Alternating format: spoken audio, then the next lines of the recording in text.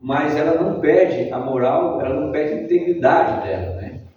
Vamos lá, diz assim, que a maior necessidade do mundo é de homens, que não se comprem e nem se vendam, verdadeiros e honestos, que não temam chamar o pecado pelo nome, que permaneçam firmes pelo que é reto, ainda que caiam dos céus. Não é que forte isso, não é? Homens e mulheres, que permaneçam firmes pelo que é reto, ainda que os céus se caiam. E hoje nós temos provas nos dias atuais, mas as maiores provas ainda virão. Eu me lembrei agora, há muito tempo atrás, um pastor pregava um sermão e ele contou uma ilustração de um jovem, né, que ele conseguiu fazer a prova dele fora do horário do sábado. Hoje é fácil, hoje quase todo lugar a pessoa consegue essa exceção. Nós adventistas temos essa vantagem. Inclusive hoje à tarde vai ter um congresso sobre liberdade religiosa, né? Aqui na igreja, aliás, vai acontecer lá no auditório do Colégio Adventista. Mas no passado era difícil, né? Se a prova caía lá no sábado, ou você não fazia, ou você transgredia, né, os mandamentos de acordo com como a gente crê. Mas esse jovem, ele conseguiu. Só que ele precisaria ficar confinado o sábado inteiro. Ele iria ficar confinado o sábado, iria para fazer a prova depois do pôr do sol. E ele ficou tão feliz que ele pensou assim: vou fazer um jejum para agradecer a Deus, né? Só que o que aconteceu? Quando deu lá 3 horas da tarde, uma fome bateu. A fome foi mais forte do que a palavra que ele tinha dado, né? Ele não precisava ter prometido fazer o jejum, ele poderia ter se preparado, levado o lanche, o que fosse, né? Aí o que ele fez? Ligou para o iFood, conectou no iFood. Na época não tinha iFood, né? Mas foi o Telepizza lá e pediu uma pizza. E pagou a pizza no sábado, né? Então, ou seja, ele foi fiel, queria ser fiel por uma parte, mas não conseguiu manter a palavra dele. A fome foi mais importante, né? Ou matar a fome foi mais importante. Então, o mundo precisa de pessoas diferentes dessa, né? Que permaneçam firmes pelo que é reto, que sejam confiáveis, que não mudem a sua palavra, né? Que sejam honestas, verdadeiras, não é? Que sejam pessoas que não sejam apenas fortes nas redes sociais e fracos na vida espiritual, não é assim? A aparência, mas não tem profundidade, né? O caráter é como um perfume, né? Você não vê, mas você percebe, não é? E o contrário também é verdadeiro. Então, um dia um pai o filho falou para o pai: meu filho, quando era criança, ele queria ser igual eu. Hoje ele não quer ser, ele já muda, né? Mas as crianças, na verdade, não sei aqui, né? Mas os meus meninos, eles queriam ser bombeiros. Nunca vi. Toda criança parece que quer ser bombeiro, né? Acho que toda criança quer ser bombeiro. Eu já vi muitas histórias de crianças quando são crianças que querem ser bombeiros, né? Aí depois vai mudando, porque quer ser igual o pai. Ele imitava, né? Colocava ali a Manuzinha também de vez em quando ela quer imitar, né? A igreja adventista ainda não tem pastora, pelo menos aqui na divisão sul-americana não. Mas queria ser pastor também. Mas hoje é diferente, né? Mas tem um pai que diz assim, um filho que diz para o pai, né? Eu quero ser igual a você. E aquele pai, em vez de ficar assim, ele ficou com orgulho, mas ele ficou com mais medo que orgulho. Mais medo do que orgulho, não é? Porque o maior sermão da sua vida é o que você vive, não é? Será que nossos filhos podem nos imitar? Será que podem nos imitar? O mundo mudou muito, infelizmente, né? Eu me lembro, né, daquele rapazinho que está maior do que eu lá, gigantão, quando ele era pequenininho assim, eu viajava e ele pegava os meus livros, né, e ficava lá olhando, folheando, não sabia nem ler ainda. E até hoje eu vejo que ele gosta de pegar uma canetinha e ficar marcando as palavras lá. Ontem eu vi ele lendo o livro lá e marcando as palavras com a canetinha. Mas por que ele fazia isso? Porque ele me via fazendo isso. Ele me via, né? Mas hoje, por mais que a gente se esforce, a maior parte do tempo a gente está com o que na nossa mão? Com o quê? Celular. Com o celular. Então o que eles vão imitar? Não é?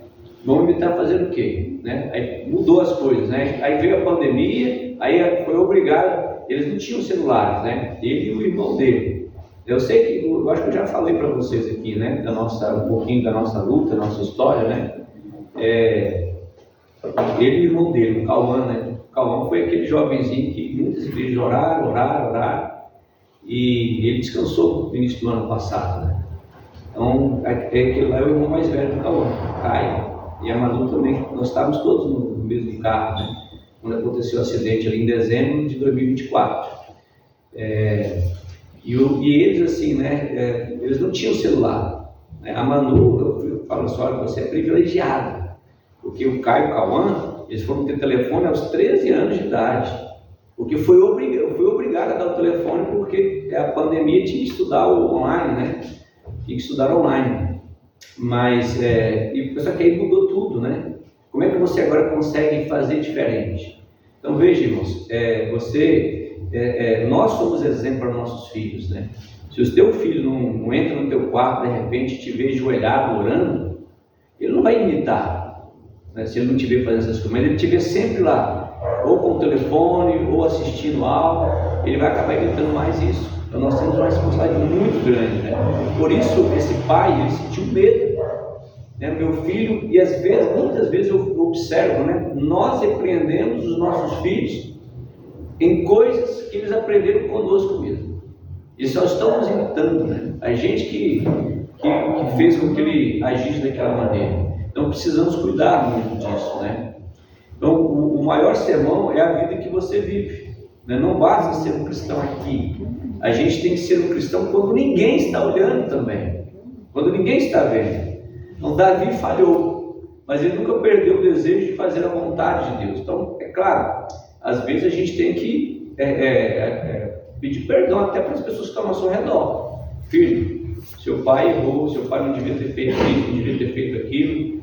Isso é importante também, né? Para saber distinguir entre o certo e o errado. Mas esse conselho de Davi para Salomão, ele é muito importante para nós hoje também, né? A ética, o caráter, a integridade.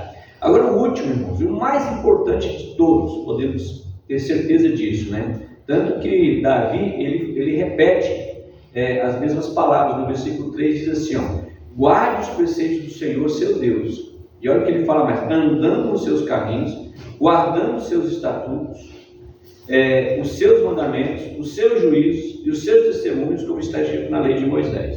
Ou seja, ele usa várias palavras diferentes para a mesma coisa, que é guardar os mandamentos, não é? Ande neles, caminhe com eles, guarde os preceitos do Senhor, guarde os preceitos do Senhor. E Salomão, lá no Salmo 119, ele fala assim, escondi a tua palavra no meu coração, para não pecar contra ti, né? E lá nesse mesmo salmo diz assim, como pode o jovem purificar o seu caminho? Andando de acordo com a lei de Deus, andando conforme os mandamentos. Então o cristão, ele tem que ser admirado, não só aqui na igreja, mas dentro de casa também. A obediência começa no secreto, né? Quando ninguém está vendo, o que você está fazendo, né? E agora nós não podemos andar nos caminhos de Deus se a gente não conhece a palavra. Por isso temos que estudar. E Davi fala para Salomão aqui, guarda esses estatutos, seus juízos, os testemunhos, o que está escrito na lei. E olha o que diz mais assim, e assim você vai ser bem sucedido em tudo que fizer e aonde quer que você for. Você quer ser bem sucedido na sua vida? Em tudo que você fizer? Você quer ser bem sucedido? Eu tenho certeza que você quer. E olha o conselho, guarda os mandamentos. Aqui a palavra é essa, aonde você for,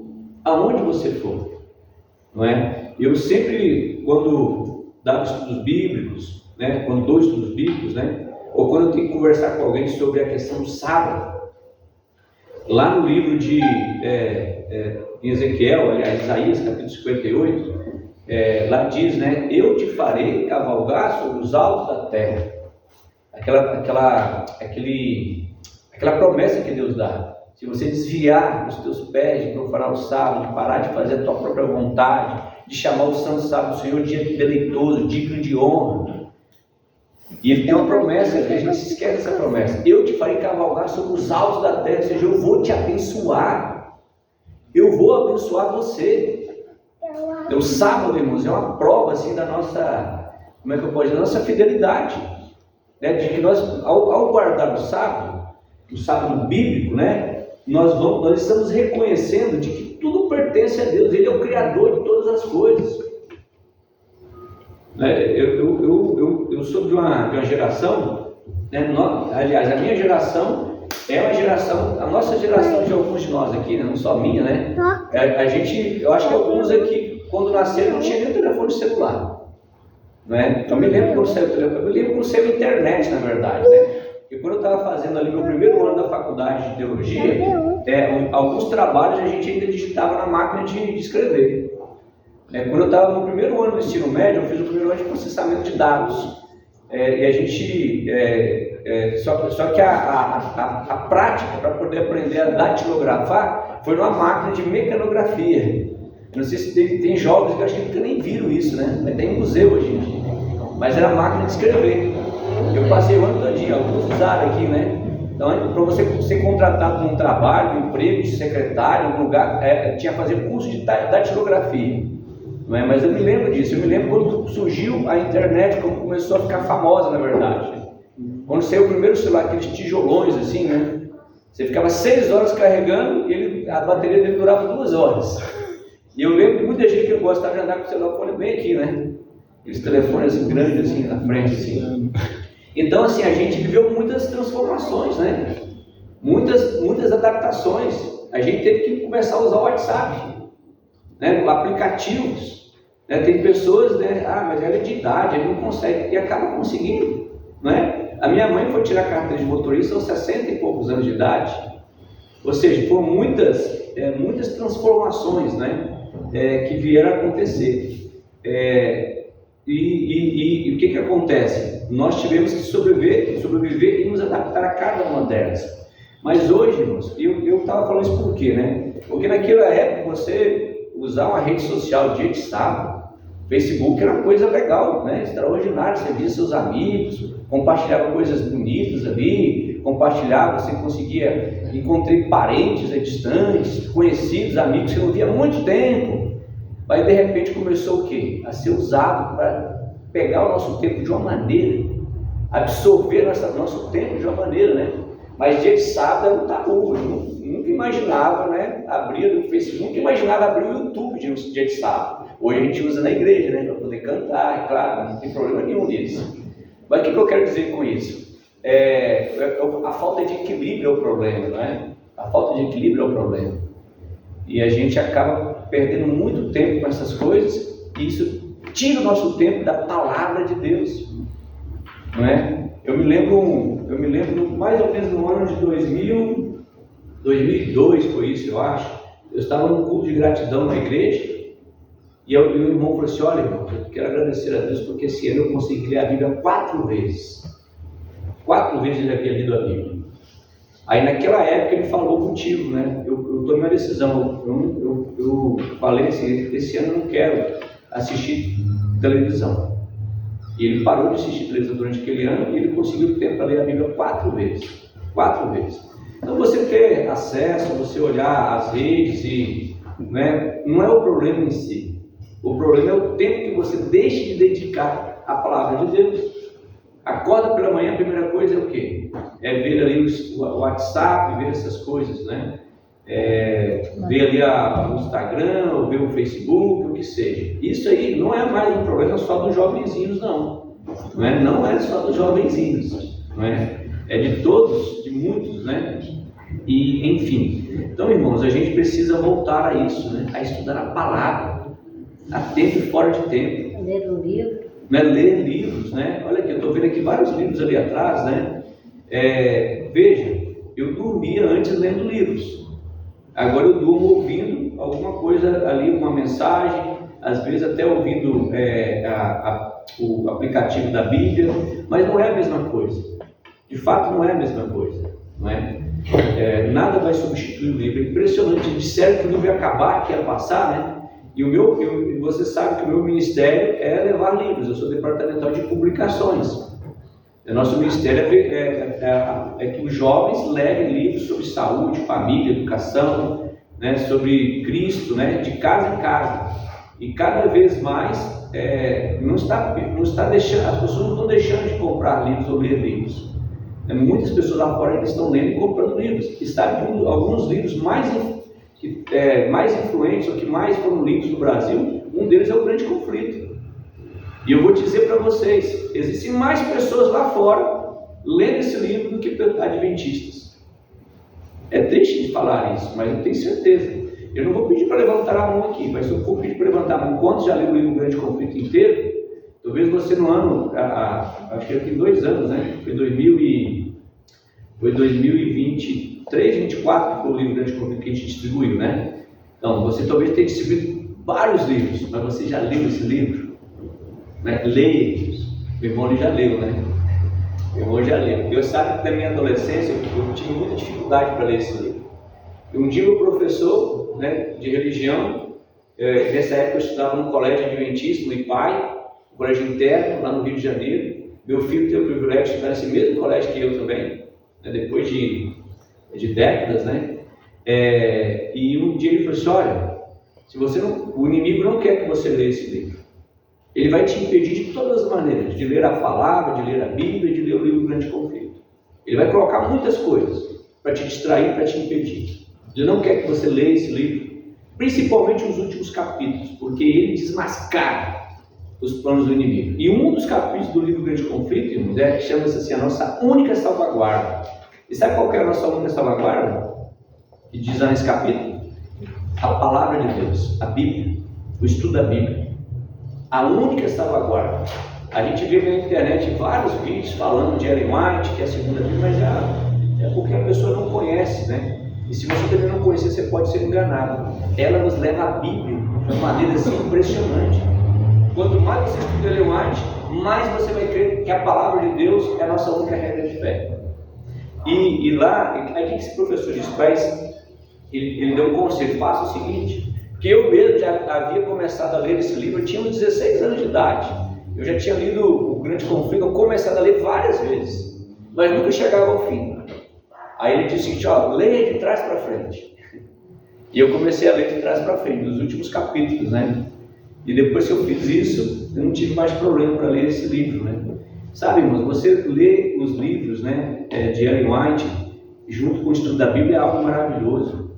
É algo maravilhoso. Você pega essa história de Davi, tem um capítulo no Patriarcas e Profetas que fala que o nome dele é assim, a magnitude do pecado de Davi. E ali Ellen White, ela descreve como as consequências daquele pecado foram tão danosas para a família dele, para a nação. O que aconteceu com aquele reino? Porque o líder maior caiu em erro, caiu em pecado. E ela descreve também, no final, as palavras que eu já até usei várias vezes aqui. Essa frase não é minha, não foi eu que criei, que o pecado ali foi grande, mas o arrependimento foi maior. Está lá no livro Patriarcas e Profetas. Está lá nesse livro. Né? Então, quase tudo que eu estou falando aqui foi baseado no livro Patriarcas e Profetas. Então, quando a gente estuda o dom profético, nos ajuda a ampliar o nosso conhecimento da palavra, né? Então, se fosse nos dias, naquela época, né, se fosse nos dias atuais, Davi, ele orientaria também a seu filho para ler os livros, ler os profetas, ler as profecias, leia esses livros, estuda a palavra. Paulo fala a mesma coisa para Timóteo: a tempo e fora de tempo, estude, prega, insta. Toda a palavra é útil para a repreensão, para corrigir, para nos edificar no ensino. Leia, estude a palavra. Esse terceiro conselho, né? Não só estudar e ler, mas obedecer também. Quando ele fala assim, ande nos caminhos, andar nos caminhos.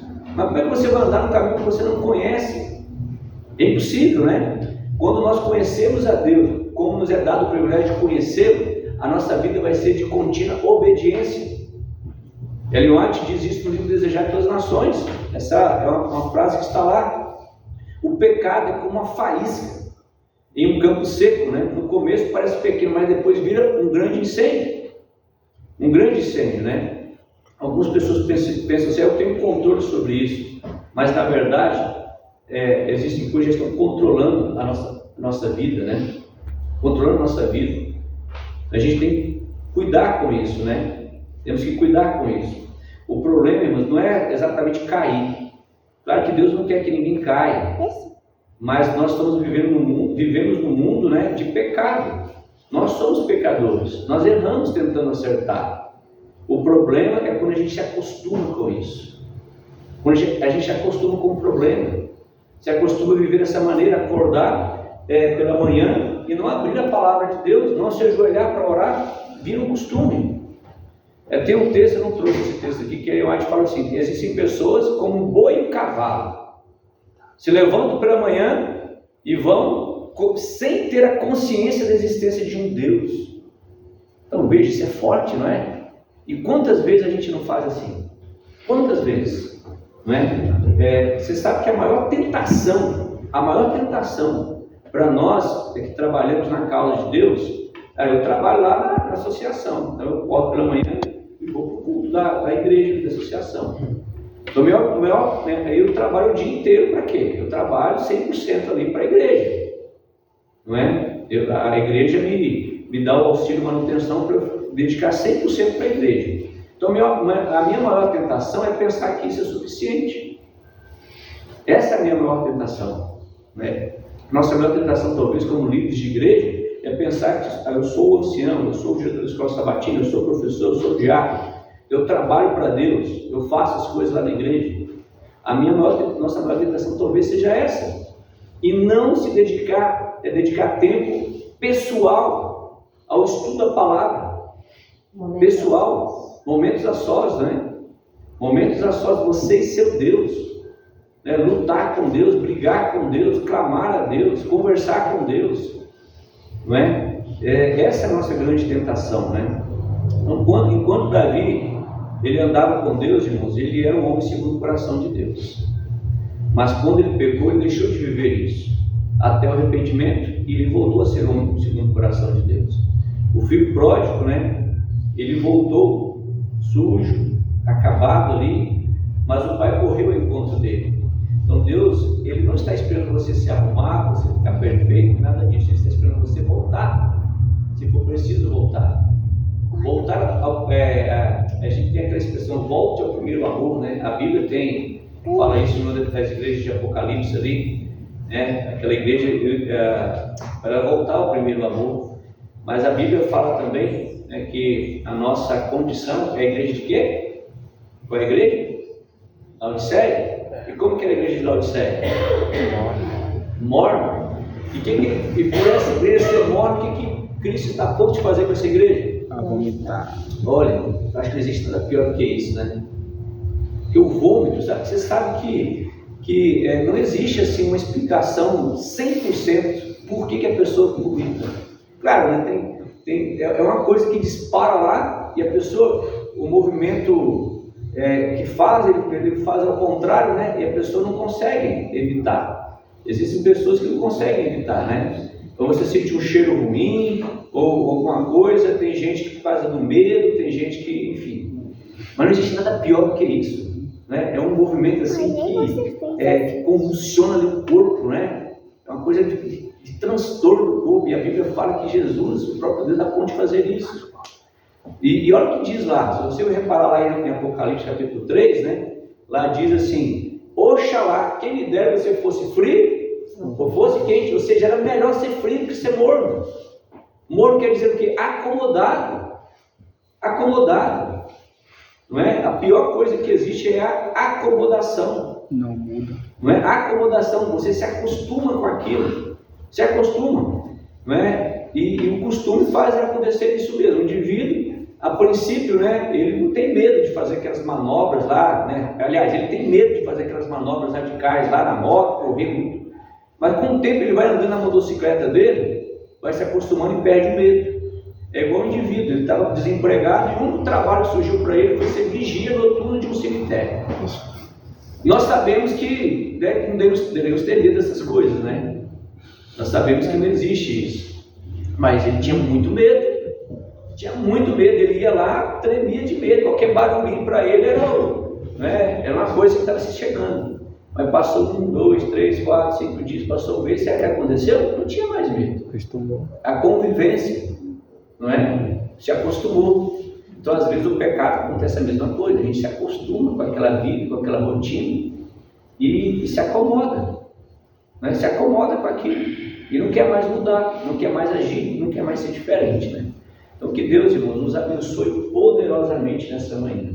Nos ajude a sermos pessoas diferentes, sejamos corajosos para mudar, porque às vezes tem que ter coragem de chegar em casa e dizer assim, olha, a partir de hoje nós vamos mudar algumas coisas no nosso lar, vamos fazer um culto, né, todo dia pela manhã.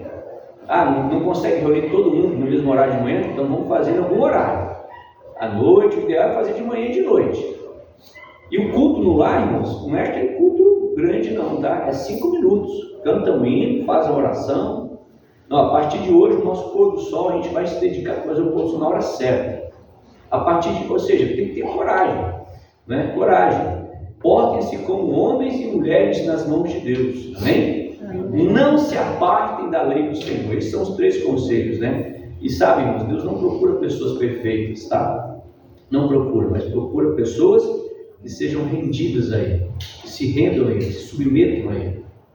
Ele que opera em nós tanto querer como efetuar. No final da vida, ninguém vai perguntar o quanto você ganhou, o que você conquistou, mas vai perguntar o que vai importar, na verdade, né, quando a gente chegar diante de Deus, é se você foi um homem, se você é um homem ou mulher segundo o coração dele. O céu não vai estar cheio de pessoas perfeitas, irmãos, mas de homens e mulheres que decidiram viver segundo o coração de Deus. Amém? Amém. E que você possa tomar essa decisão nesta manhã também. Eu quero convidar você, depois nós vamos fazer a oração final, mas eu quero convidar a cantarmos juntos o hino 288. Está no nosso cenário.